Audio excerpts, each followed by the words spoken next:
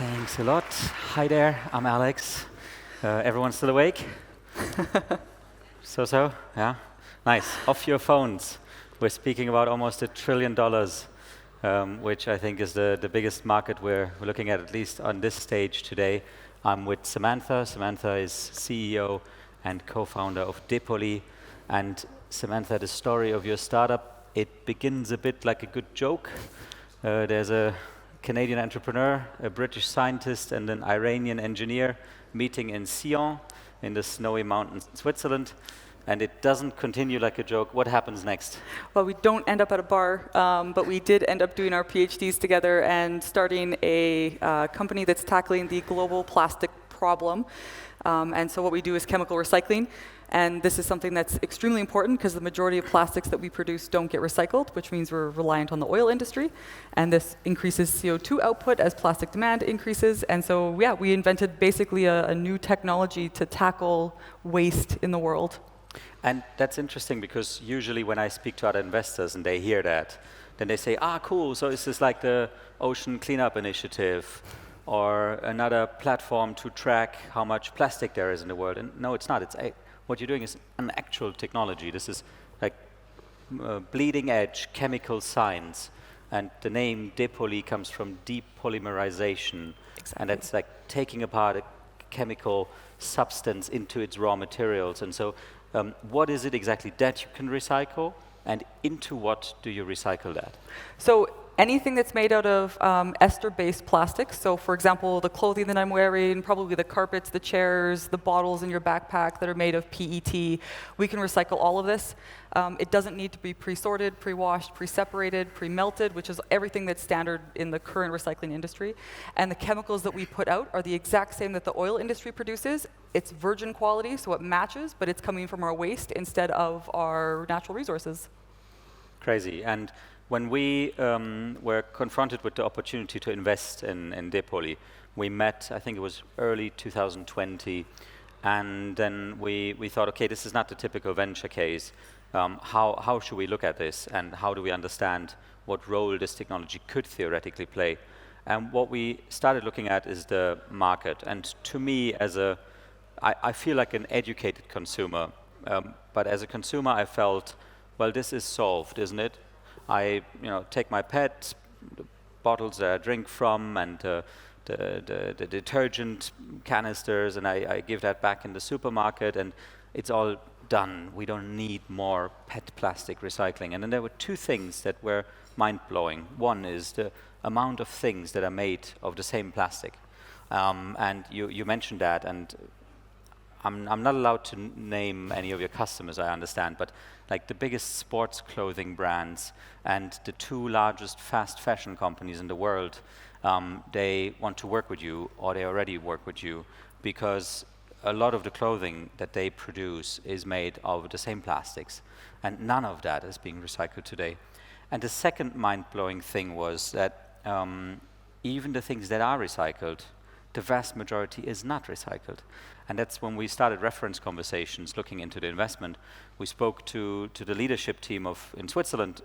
For those that aren't from here, there's one organization that runs the whole PET recycling across all of Switzerland. And they do something that's called mechanical recycling. So they take like these Evian bottles, they're being washed, they're being sorted, and then they're being chopped into tiny pieces, small enough that you can melt them back into PET pellets and recreate a bottle. And what we learned there is that you can only do this a certain number of times, and then the material is just not good enough for it anymore.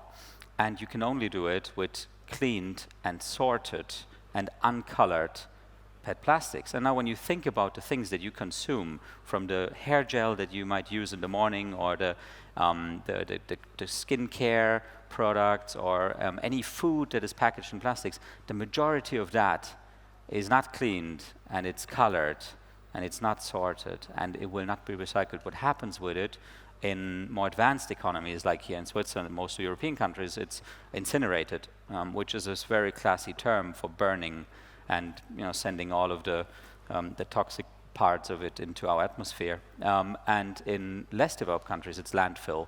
and landfill is just throwing it on huge piles in the countryside. And so that was, for me, that was mind-blowing. And suddenly, what looked for us like, oh, this is not going to be a venture case, let's rather pass, it turned into what is today, and I say this even if you wouldn't be on stage with me, which is likely going to be one of our most successful investments out of the 50 investments that we've done as Wingman Ventures.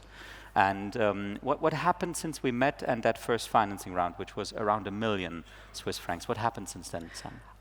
So with that first investment round, we built our Gen 1 pilot plant where we were able to actually work with customers and demonstrate the technology to them on a kilogram scale, like a tens of kilogram scale.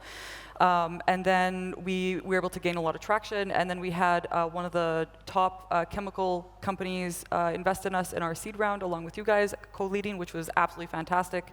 So we were able to raise an additional 12.3 just recently, and this is going to lead us into pre-commercialization, and then, I mean, once we start building actual commercial plants, and this is probably 25, 26, 27, we're looking at a $1 billion industry just building 5 commercial chemical plants anywhere in the world to tackle more waste than, I mean, we can deal with right now. So one plant that you would operate, you say, is 200 million in annual revenue, and that would be a plant that you feed into someone's supply chain. Let's say you do that with, I don't know, Pepsi. Yep. 200 million on one continent, and they operate on several of those. How far are you in conversation to reach such revenue, both from a commercial standpoint and from a technical standpoint? Well, technical standpoint, we're just there. It's always the chicken before the egg kind of situation where if we had the money, we could build it. So we have to do some additional, scaling first, and then it'll be there. But we are in deep conversation with a lot of these guys. And the first consideration is always, where in the world do you build it? Switzerland is a fantastic country, but it's very small. Unfortunately, there's not enough waste here to keep everything in Switzerland, so we'll have to expand into the European and Asian regions. So now it's a question of where's the best place, who has the best feedstock, where's the best price where we can get building materials, the fastest to build, the safest for IP. So it's very interesting conversations to have. Nice, exciting. And you were able to do this at 200 grams when we invested, and that was in a small canister that looked like in someone's kitchen with a mixer-like machine, and I'm not giving away too much of the IP here, but you cannot replicate this at home. And 200 grams, where do you stand now, and what's happening in the next 12 months, I understand? So yeah, we went from 200 grams, and I think somewhere we have a photo of Alex in a lab coat, so I don't know if that's circulating on social media yet. Maybe it can be shown. Let's see. We started off there. We are currently at 50 tons per year is what we can process, and then by the end of, I started 2025, it'll be 500 tons per year.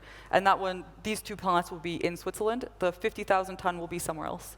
And I understand, while that's a crazy jump from 200 grams to 500 tons, that what your customers are looking for is around 20,000 tons a year as a minimum. Okay. Yeah, exactly. How many companies do you credibly have in your pipeline that would be willing to commission one such plant just for themselves?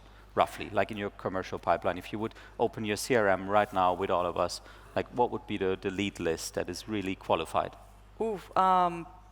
So in our CRM, we have around 100 people that we've spoke to in general, not all active, but in total. And a lot of them are because they're waiting for us to get to that point. So I think if we showed up tomorrow and said, listen, let's do this, we have the capital, we can build, we'd easily have at least 25 ready with probably papers and an area where they want to build. So it's a really in-demand industry right now. Have you guys ever seen a startup at seed stage that has a qualified commercial pipeline of $5 billion in annual revenue? I haven't. It's mind-blowing. You're going to raise your next round. You've just hired the CFO of Termondo, before that Smava, founder of the German Startup Association, to move from Berlin to Sion. You've just hired as a CFO. You've hired the country lead of Salesforce in Switzerland as your chief commercial officer. So a team of engineers that suddenly get some superheroes that have done it before. When is your next fundraise for all of those that are now really keen on finding out more? So I guess we'll probably start it kind of middle-ish of next year, because I know fundraising right now takes a little bit longer. So we're very actively looking to start conversations with people. So if you're interested, I know there's some aperos afterwards. Please come and talk, and yeah, I can give you more details on that.